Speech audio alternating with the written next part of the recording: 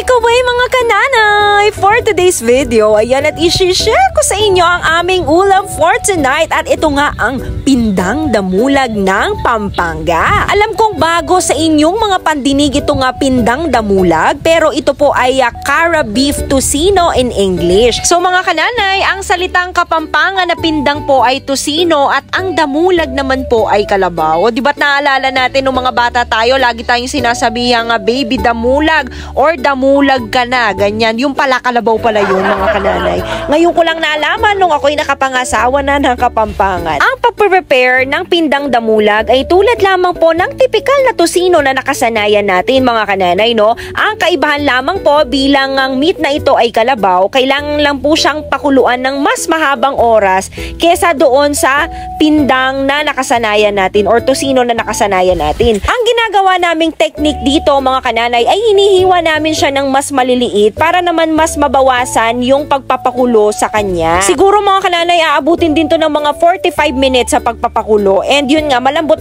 na siya nun after nun. At syempre, merong mga tataas ang kilay dyan dahil nga hindi naman pangkaraniwan na kumakain ng kalabaw ang iba sa atin. Ang lasa po ng pindang damulag ay tulad ling naman po ng tocino na nakasanayan natin.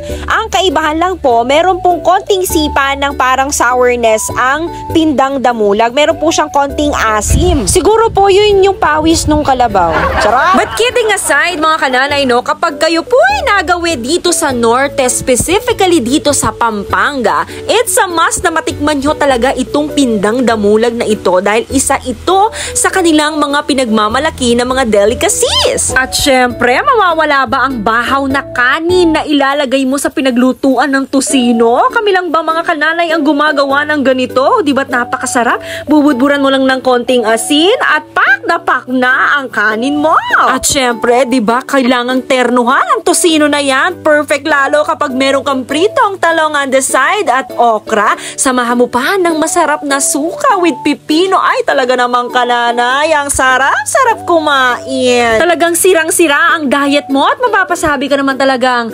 manyaman. O, di ba? Yan lamang po for today's video. Babu!